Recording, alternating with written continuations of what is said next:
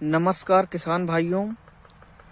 यदि आप अपने गेहूं की फसल में पहली यूरिया डालने जा रहे हैं तो आपको कुछ बातों का ध्यान रखना ज़रूरी है।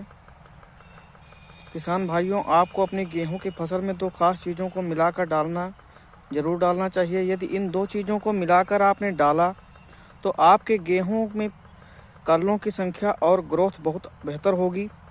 कललों की प्रति संख्या में अधिकतम प्राप्त होगी। तो आप किसान भाइयों, बात करते हैं कि गेहूं की फसल में यूरिया कब डालें और कितनी डालें। इससे पहले सिंचाई से पहले डालें या सिंचाई के बाद में डालें,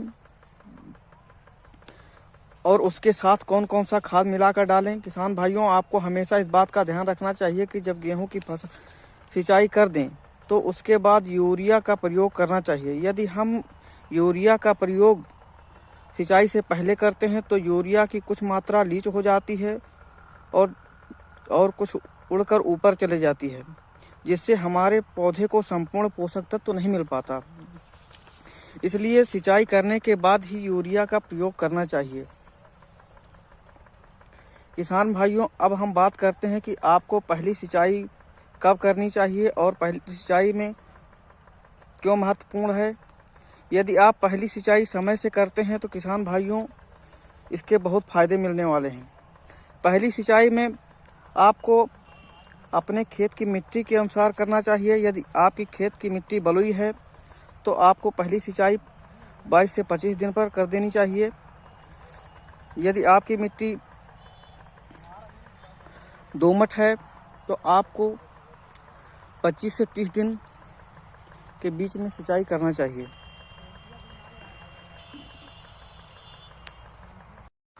पहली सिंचाई के 3 से 4 दिन बाद ही किसी खाद का प्रयोग करना चाहिए और सबसे पहले नाइट्रोजन का प्रयोग करना चाहिए। यूरिया का जो मुख्य पोषक तत्व के रूप में पौधे के बढ़वार के लिए बहुत ज़रूरी है। आइए जानते हैं यूरिया की कितनी मात्रा का उपयोग करना चाहिए। यदि आप किसान भाइयों यूरिया की 45 किलो पर एकड़ की मात्रा आप उपयोग कर सकें, हमें मिलाकर कौन कौन सी चीज़ें हमें यूरिया में मिलाकर उन कौन सी दो चीज़ों का उपयोग करना चाहिए जिससे हमारे संपूर्ण फसल का विकास हो सके। जी, पहली चीज़ नवजीवन जी मल्टीप्लस का नवजीवन जी। इसमें सभी प्रकार के सूक्ष्म पोषक तत्व पाए जाते हैं जो seaweed, humic acid, amino acid, triacontanol का मिक्सचर है, जो हमारे पौधे के संपूर्ण विकास के लिए बहुत उपयोगी है। जिसमें किसान भाइयों, हमारे गेहूं की फसल की गति तीव्र बढ़वार के लिए और कललों की संख्या अधिकतम होगी और हमारे खेतों में जो पोषक तत्व बेकार है यह भी पौधे को मिलना शुरू हो जाएगी। और नवजीवन जी किसान भाइयों, पौधे में प्रकाश संश्लेषण की क्रिया को बढ़ा देता है, जिससे पौधे में भोजन बनने की प्रक्रिया तीव्र हो जाती है, जिससे हमारे पौधों में कललों की फुटाव की संख्या ज़्यादा होती है और कललों की संख्या अधिकतम प्राप्त होती है। वैसे तो नवजीवन जी का प्रयोग हम दूसरी सिंचाई और तीसरी सिंचाई में भी करते हैं, बट पहली सिंचाई में उपयोग करने से ज़्यादा लाभ मिलता है, क्योंकि नवजीवन जी एक प्राकृतिक खाद है जिसका रिजल्ट थोड़े दिनों के बाद मिलता है। इसलिए अगर आप पहली सिंचाई में इसका प्रयोग करते हैं तो ज़्यादा लाभ मिलेगा। यदि हम नवजीवन जी की मात्रा की बात करें तो 5 kg पर एकड़ के हिसाब से यूरिया में मिलाकर डालना चाहिए। जी हाँ किसान भाइयों, हम दूसरी चीज़ कौन सा उपयोग कर सकते हैं इसके साथ जिससे अधिकतम लाभ मिले।